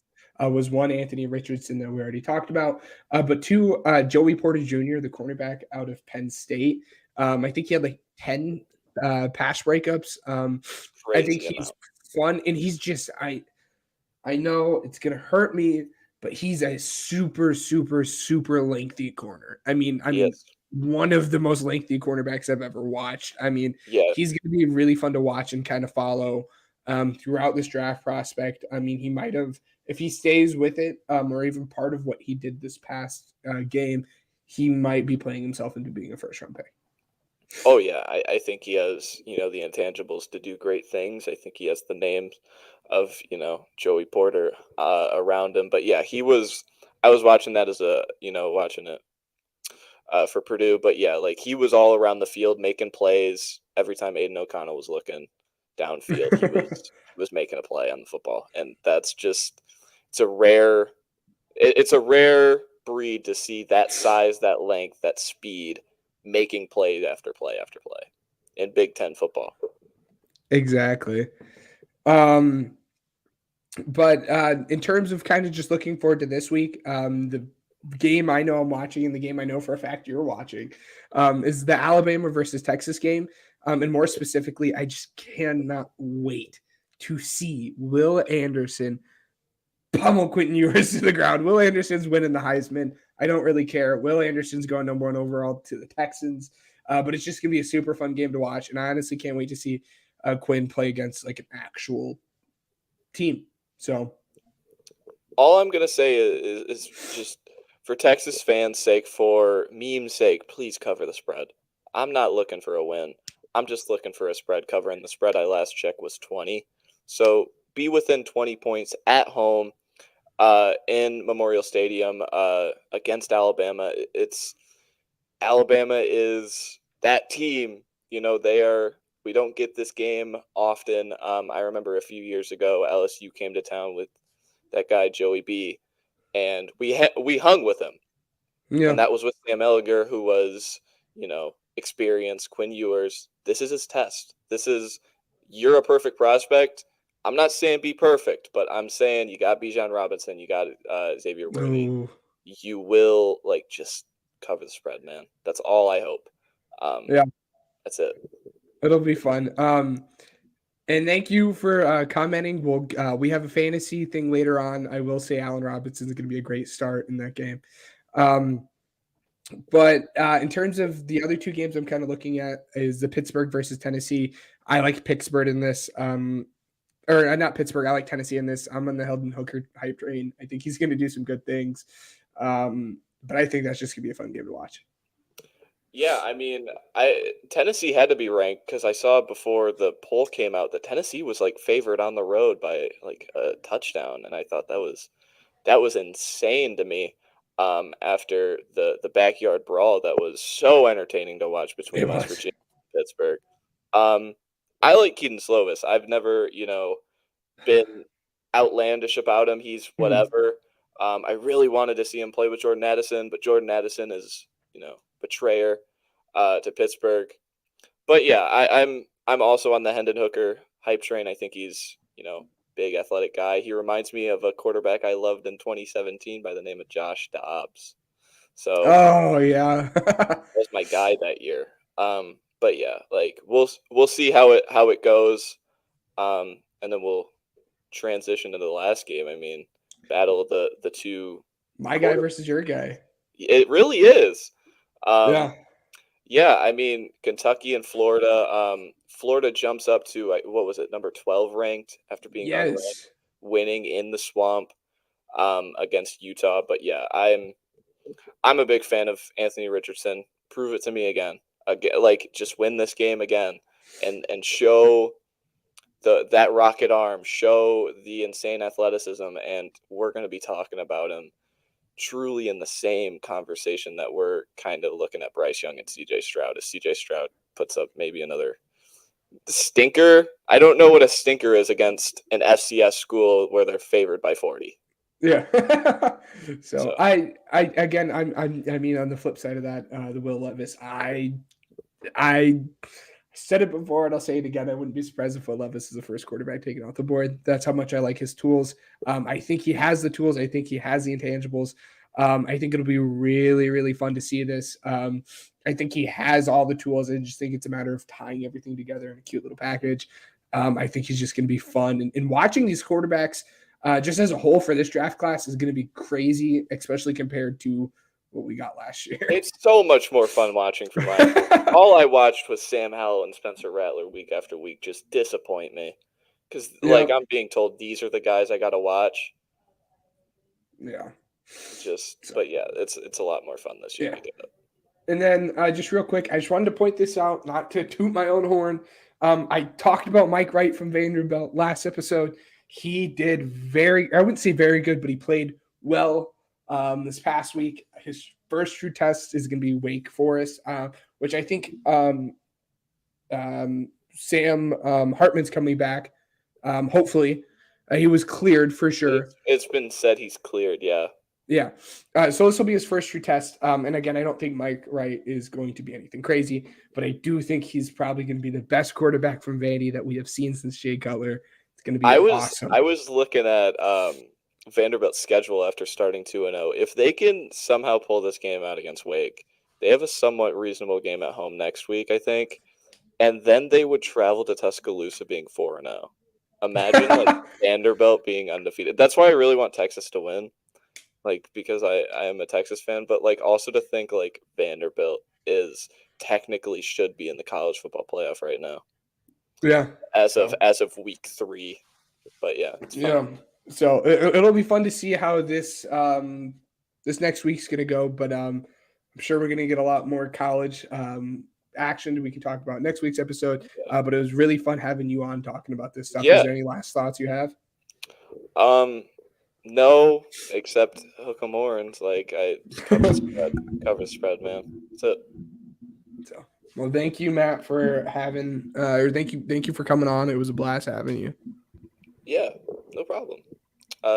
Just like I said before, just coming on and talking ball with the boys before week 1 started. I feel like we all three haven't talked in weeks, months, really. So we had that fantasy draft, but it really wasn't football. That's more fantasy football, which is 2 entirely different things. But yeah, I was really happy to come on. That's why I pitched it. That's why I'm thankful you guys let me come on. But yeah, I'll let you guys continue on with the show. Yeah. Stay updated with your phone, Matt. I might have a trade offer for you momentarily. Okay. All right. Thanks for coming on. Yeah, no problem. So, without further ado, Ben, that leaves us to our next segment. We are doing playoff picks for the 2022 and 2023 season. Now, the thing is, the data that we used was actually collected over the entirety of the last 15 episodes. So all of those Pigskin Pick'em schedule predictions played out to this moment right here, and we plugged it into a playoff predictor, a game-by-game predictor that gave us this final bracket. And the thing is, I'm having a lot of fun doing this. It just took forever to do. I have my bracket. I don't have yours, so I don't know how yours played out. Yeah. But I'm gonna go ahead and do mine first. So, and you're gonna love this. For the wild card matchups, I had, and keep in mind, this is not, this is strictly off of our season predictions that we did off of the record predictions. I don't think that this is gonna happen anymore, but this is what I had. The 1 seed in the NFC that got the bye turned out to be Philadelphia. So that our wild card matchups were the Bears in the 7th seed going to Tampa Bay to play the 2nd seed Buccaneers. The Cardinals, the 6th seed, going to Los Angeles to play the 3-seeded Rams. The 5th-seeded Cowboys were going to Minnesota to play the 4th-seeded Vikings. As a result, I have the Buccaneers beating the Bears. I have the let's see. Oh, I messed up here. It's fine. It's okay. Anyways, so I had so the Bears beating the Buccaneers. Hold on a second. Let me plug this in somewhere. I completely forgot about one of my matchups for both divisions. It's okay. I'll go ahead. I'll let you go, and then I will plug this into a bracket. We'll see how this goes. You're fine. So just in terms of the AFC, I'll say obviously clearly we've talked about this time after time. Number 1 seed was the Bills. So they get their nice little bye. But in terms of seeding, Ravens 2, Chargers 3, Colts 4, Bengals 5, Dolphins 6, Chiefs 7.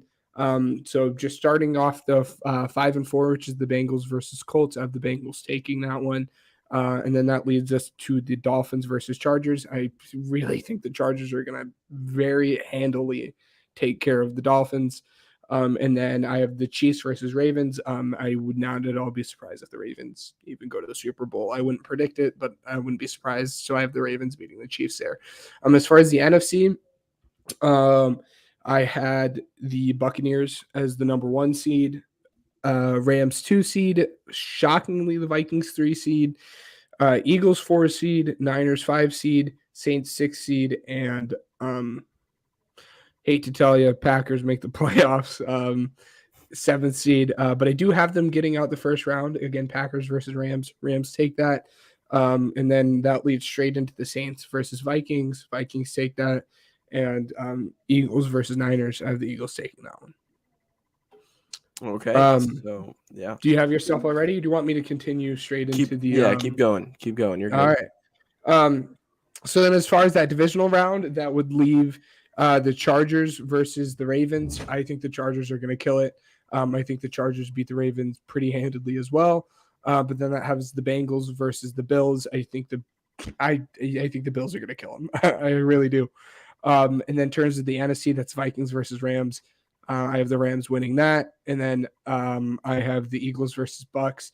As much as it hurts to say, I do have the Bucks winning that game. As far as the NFC Championship, I have the Chargers versus Bills, which will probably be the most entertaining game we will get all year. That's crazy. It's a shame that these guys both play in the AFC. I'd love to see a Super Bowl with these guys, but we just can't. But I have the Bills beating the Chargers. And then in the NFC, it's the Rams versus the Bucks, and the Rams are going to take that one. So that means the Super Bowl is this week 1 matchup, Bills versus Rams. I do have the Bills winning that. So Bills are your Super Bowl champs. Okay. Let's go. So after that, okay, give me just a second. I have to start the tournament. Hold on 1 second. This is like very disappointing. I definitely thought that I was gonna have this down pat and everything. Anyways, okay, so I'm gonna go ahead with my NFC. So like I said, 1 seed Philly, 2 seed Bucks, 3 seed Rams, 4 seed Vikings, 5 seed Cowboys, 6 seed Cardinals, 7 seed Bears. So Cowboys and Vikings, I'm going to have the Vikings go on to play Philly. I have the Rams and Cardinals. I have the Rams going on there, and then Bucks and Bears, I have the Bucks. So then I'll go ahead and say between the Bucks and Rams, I'll go ahead and say the Rams. Between Philly and Minnesota, that's going to be a great game, but I have Philly coming out on top, and then I will have Philly go to the Super Bowl. I know. Wow. It's very crazy to think about. We'll take that. I would love for that to happen. You won't hear any complaints coming out of me. That means Jalen Hurts the guy, by the way, but anyways. Yeah. So after that, let's see. Oh boy. Yeah, no, this is very messed up. Give me just a second. I got to make another bracket. Dude, this is ridiculous. Anyways, it's fine. No problem, guys. It's okay. Yeah. Anyways, so for the AFC, because I didn't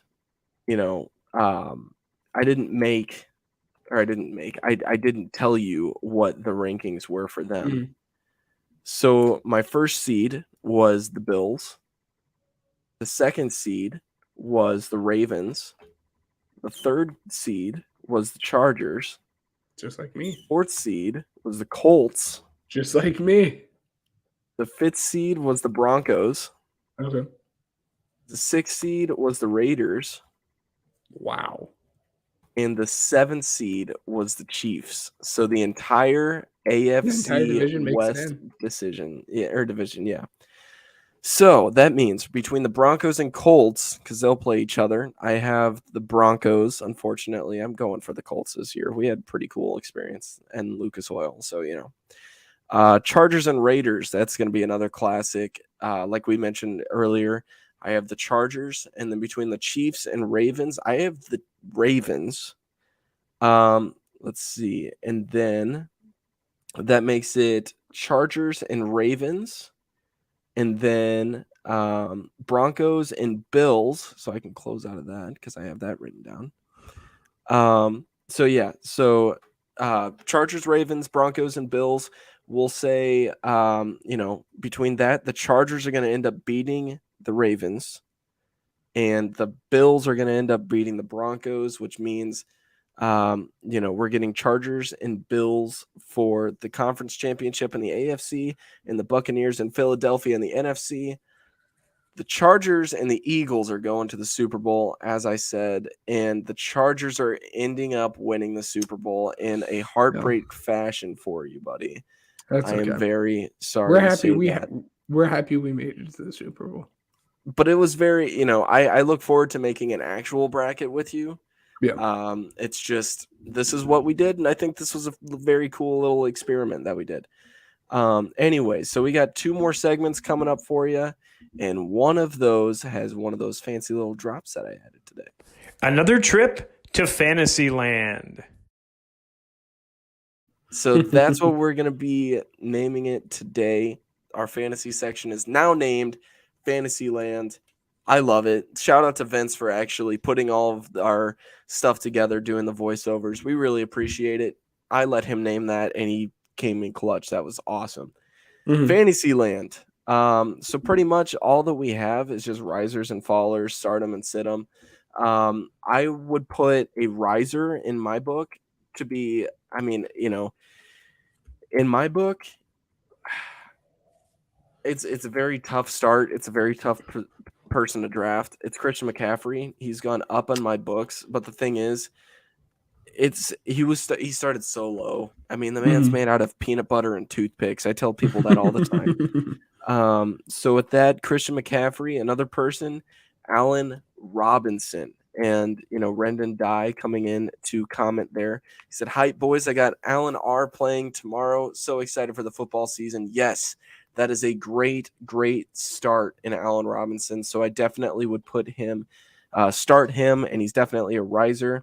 As far as a faller, I don't really have a name, but do you have anybody? I actually have a huge list, and I kind of, instead of viewing this as like a riser and faller, I'm kind of thinking of I have a big list of stardoms and sit-ems for you guys. Okay. It's a huge list. Some of them I'll explain pretty quickly why, some a little more in detail. But as far as stardoms, I have Hollywood Brown. I don't know if I know Rondell Moore's kind of an up and down. We don't know if he's playing or not. So he's clearly the number 1 wide receiver in that offense. Juju, for the same reason, clearly wide receiver number 1 in that offense. I think Rashad Penny.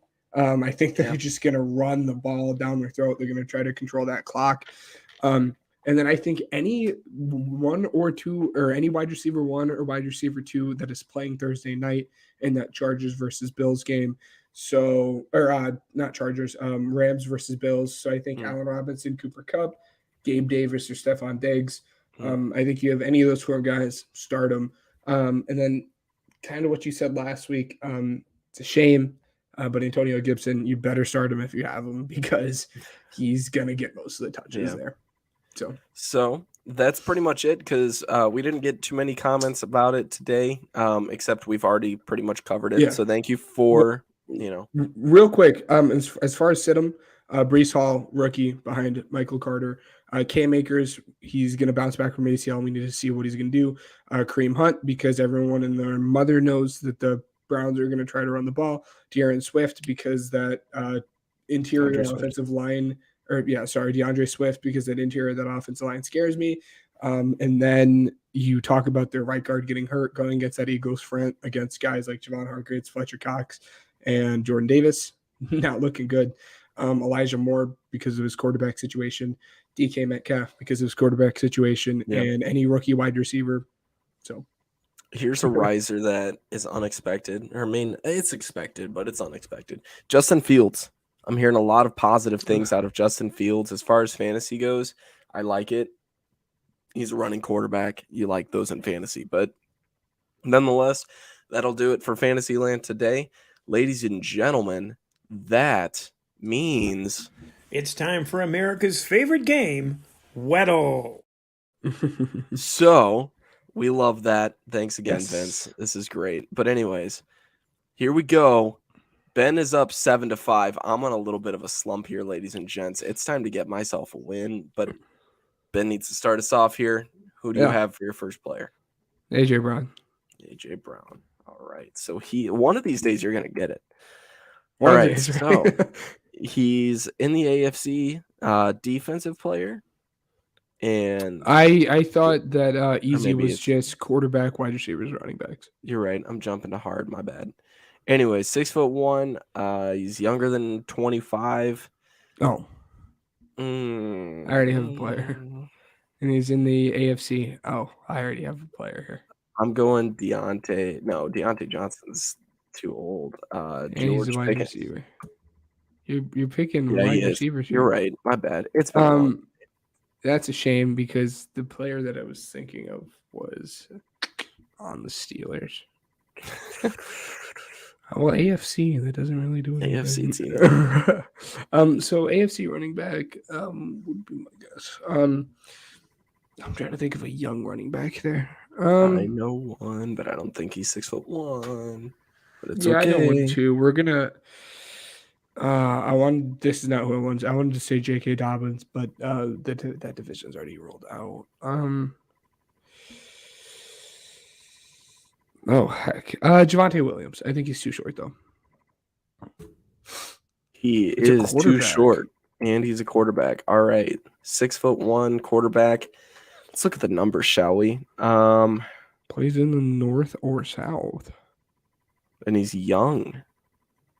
Who could it be? Could it be? No, it's not him. He's 6'1". Plays in the what? Oh, come on, dog. You got some dog in him. He's got some dog in him. Is it Joe Burrow? No, it's not. Zach Wilson. Zach Wilson. It's Zach Wilson. Not Zach Wilson. You're kidding. But he is in the AFC East. He's number 1. He's 24. He's a quarterback, and this is easy. Oh, stop it. Number 1. No, what are you doing here? It's Tua. Tua's too old.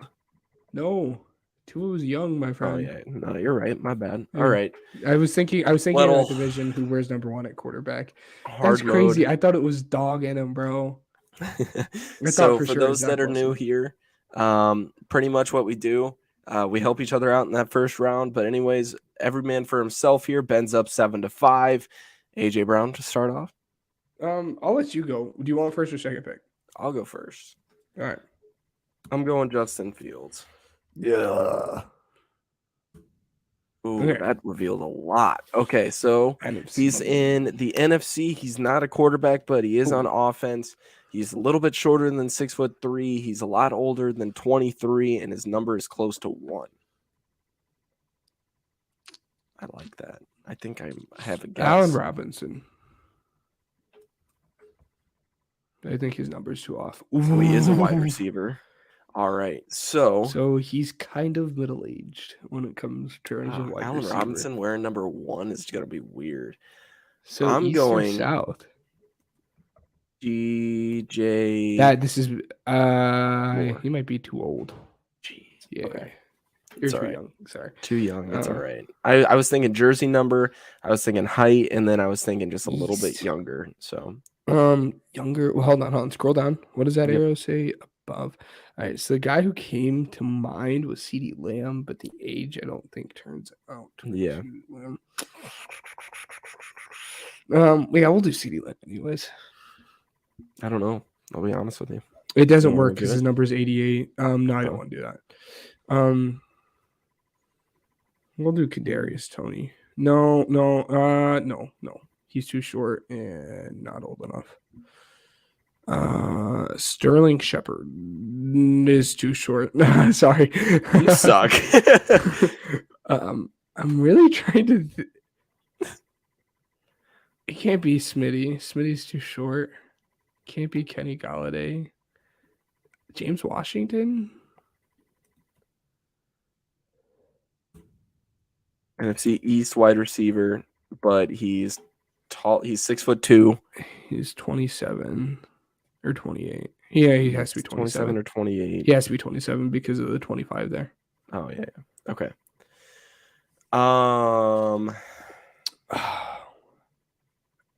I'm trying to think. He's out of Dallas. I'm trying to think. Oh. Dang it. Oh, he is. Oh, that just gave it away. Okay. So he's in Philly. He's a wide receiver. He's 6'2". He is 27 years old or 28, but probably 27. And his number is more than likely 3. More than likely 3. I think the only person I can think of is Zach Pascal. Oh, because it has to be Zach Pascal.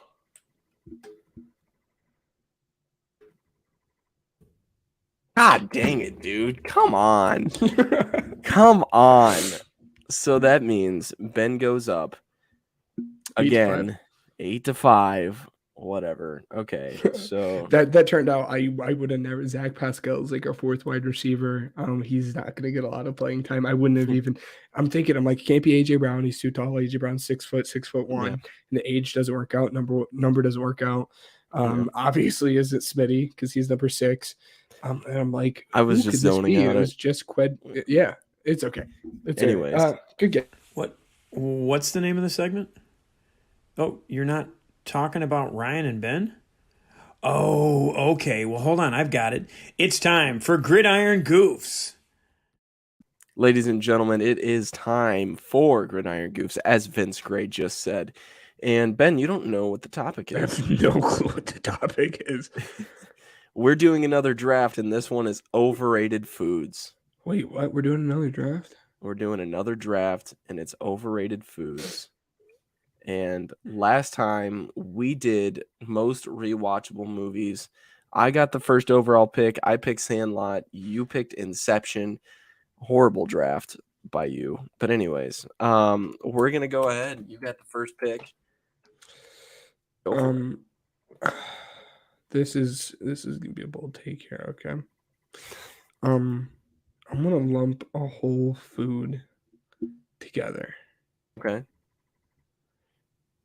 Any Chinese/Asian food.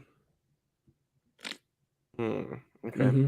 I personally, and that's just a personal thing. I had to get that off the table. I can't eat it.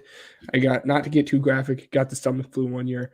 I'm about to go get me some downstairs, by the way. It's gonna be great. Just so happens that Asian food was what I was eating when I got the stomach flu. So all I'm gonna say is Asian food was the only thing that was coming up when I had the stomach flu. Oh, so. I apologize. My first round pick is gonna be chicken nuggets. You know, I can firmly get behind that.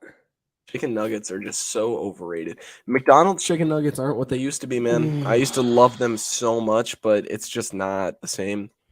And then, like, the frozen chicken nuggets, they're just not good. Can I lump in, like, dessert into all of this? Is that an option? Dessert? No. It has to be a specific dessert. Yeah. Not like, but like a dessert. Okay. Yeah. God, I'm gonna get pushback on this, and I don't care. Cake, cupcake, cake is bad. Cake doesn't taste good. Cake is nasty. I'm assuming that cheesecake is involved with that. No, I'm not putting cheesecake in that. Cheesecake is not I'm putting cheesecake. Unbelievable, terrible take by you. Cheesecake is phenomenal. Anyways, sushi at number 3. Sushi's good. I wish I had. Can't stand seafood. I just can't. With mine,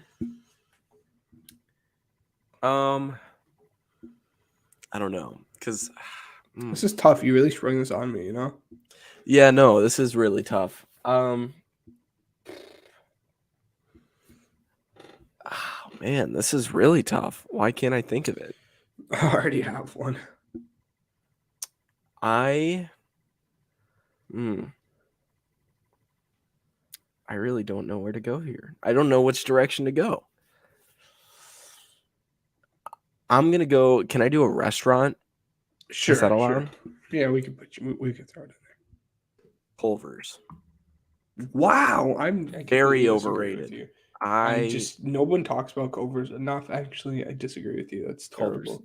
Dairy Queen over Culver's, man. That's bad over the past 2 weeks. I've had this meal twice, and it's the Dairy Queen chicken tenders with the country gravy and the toast and everything, and the fries, and then a milkshake. Literally, it's like a $10 lunch. You can't beat it. I will say though, the Thin Mint Blizzard there's phenomenal. It's pretty good. Yeah, they have some kind of cinnamon roll one right now. Oh. Yeah. Okay. Sounds great. Might get it. It's gonna be awesome. Anyways, your turn. Turkey bacon. It's not. I don't know why it's invented. Bacon's good. We love bacon. Okay. Wasn't a huge bacon I love bacon though, okay? Bacon's really, really good. Now, why on earth would anyone pick turkey bacon over bacon? Okay, because you're not eating bacon to be healthy, and that's the reason people say I do turkey bacon. Well, you're not eating bacon to be healthy, okay? Yeah, you're eating bacon because bacon tastes good. Exactly. Except I'm going to one-up you 1 second and say Mhm. pork in general is just overrated. Pork chops, you have bacon, you have ham, all completely overrated. I am more of a turkey guy myself. So on Thanksgiving, you'll catch me eating The turkey. Culver's slander. Yes, Culver's is garbage, Matt. Come No, on. that's bad. Anyways. Bad take. And then, all right, so your final round. All What are you right, taking? people.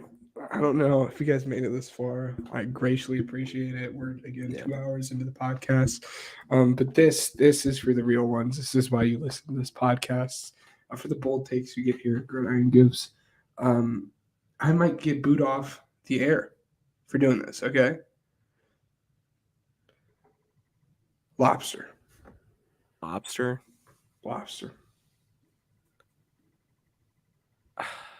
Okay. Well, I think I've got more of a bold pick for Chicago fans. Don't use it.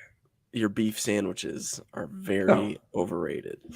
I can And it might just be because we are in the Chicagoland area, but the thing is, beef sandwiches, man, it might just be because I eat it a lot, or very, very overrated in my opinion. But I thought you were going to say Chicago style pizza real quick, and no, deep dish is amazing. Okay, dish that's is underrated. phenomenal. That's Thank you, underrated. Ike. So many people hate on that, and I just very much want to just slap them. Like, it's just, don't get me started. Anyways, do you have any final thoughts before we close out the kickoff show for week 1? No, again, it'll just be fun to cover the whole season with you guys because again, we weren't able to do that. But I can speak for both me and Ryan. It'll be super fun to cover the season with you guys, and we can't wait, until you guys come and ride along with the season with us. It's gonna be phenomenal. It's gonna be really fun. So. Yeah, no, for sure. And it was fun to have Matt on. And I do want to mention, as far as guests go, we have a lot planned. Monumental stuff happening at the Pigskin Project. So make sure that you are subscribed, that you give us a like as well. Turn on that notification bell. But nonetheless, expect a stream every Wednesday at 9:30 Central Time. Specifically because we want to give you guys some content to have before kickoff on Thursday. So there you go. It's our gift to you. Enjoy football this week. Ladies and gentlemen, it's back. But nonetheless, if you made it this far, we want to say thank you for listening all the way through. We hope you enjoyed this week's episode of the Pigskin Project. We have a lot scheduled for next week's show, including our off-season previews and much, much more. So make sure you're subscribed or following us on all platforms. We'd like to give a big thank you to Anchor.fm, Uppercuts Grooming, Regional Radio Sports Network, and Overtime Sports Network for helping us promote our podcast. Please leave a review down below because it helps us more than you know. And that's it for this week. So thanks again for tuning in to the Pigskin Project.